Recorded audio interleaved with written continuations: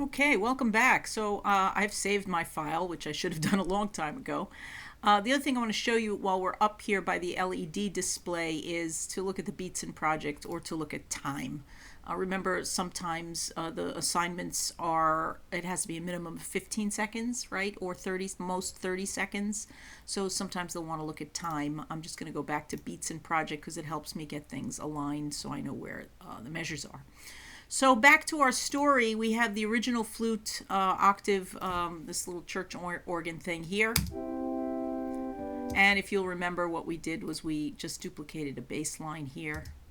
And what I'm going to do right now is something quite convenient, is put this cycle area on. That's what this little yellow thing is, little cycle area. Because when I hit the space bar on my computer keyboard, which is all that clicking you hear occasionally,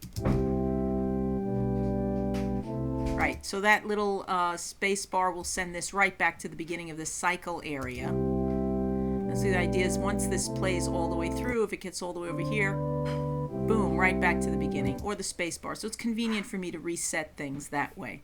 So then we added the Liverpool bass, and I panned them a little bit just as a review, and then we are ready to add some more stuff.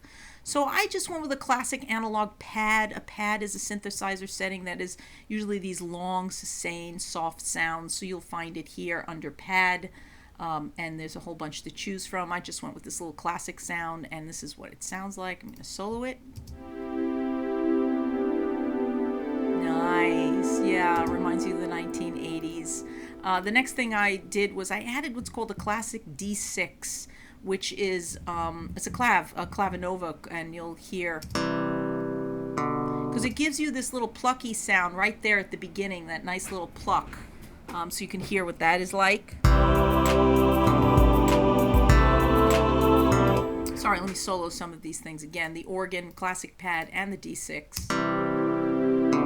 And of course, I'm going to start mixing these things. Remember, what I did was I duplicated tracks, so now I want to start figuring out where do I want to put these things in the mix?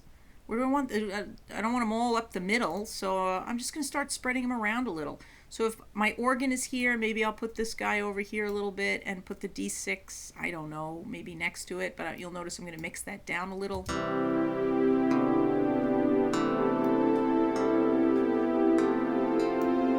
I might mix it way down, and later on I'm going to show you how to add some reverb to this because I think it's a little too present in the mix, and reverb moves it into a room.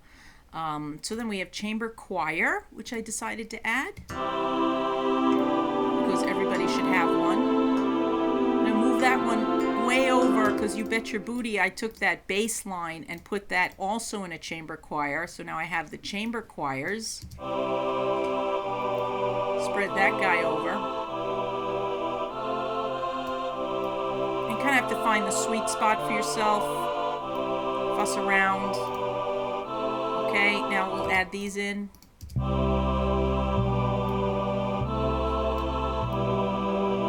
Start mixing. What is mixing? I don't know. It's like, what is mixing?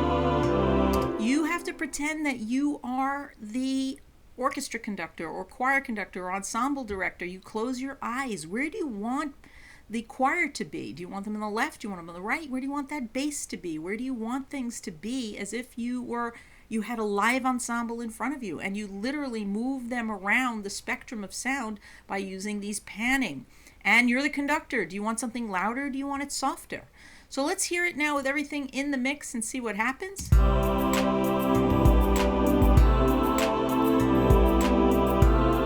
Now what I'm doing is I'm keeping my eyes to make sure nothing is going in the red here and nothing is going in the red there. Remind your students, one of the instruments playing may not go in the red, but every time you add an instrument, it adds on top of and adds to this main mix. So you keep your eyeball here, and you do not want to move this from 0.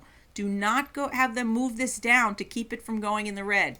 This stays at 0 right there, and then everything else is subservient to make sure that your master out does not go in the red. Now we got plenty of room here, because if I said, well, this is the height of my piece, I don't know yet because I might be adding more stuff. You bet your booty I'm going to add some more stuff. So I want to keep this over here. You want to play in the green, peak in the yellow. That means where I'm peaking, the loudest part of my piece is peaking the yellow. peaking. It'll get a little hotter here in the yellows, we call that, but never, ever, ever go in the red. That's overloading.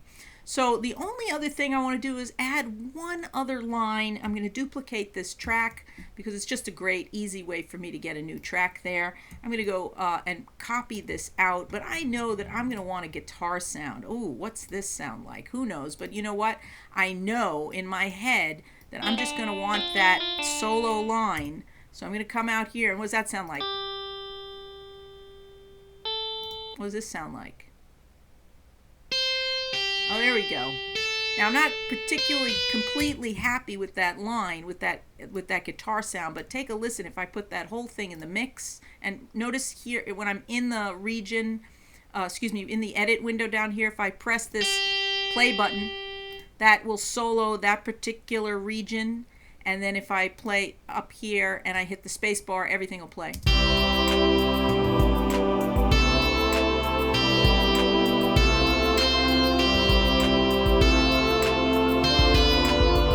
Not bad. So far, so good. Now, that may be the climax of my piece, and I think I've built on that pretty nicely. So I think that I'm going to want the guitar, the classic D6, and all of this stuff to actually come in the second repetition. I may not want this stuff to come in right away.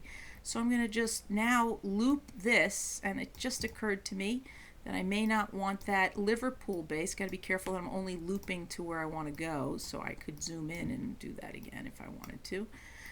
Just make sure you're getting those loops even.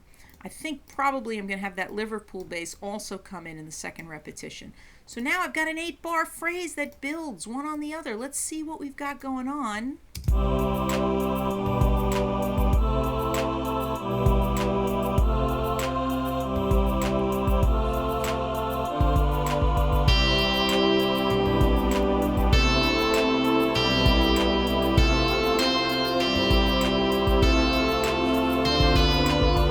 Not too shabby. How long's my piece? Let's take a look. There I am, 18 seconds. Did I make the minimum? You bet I did. Okay, we're going to come back and add some vocals, but so far I've started with a piece that I kind of like. It's a little old school, which I am, a little old school, and we've built it up, and I've figured out how to make some really cool, massive sounds just using a few loops.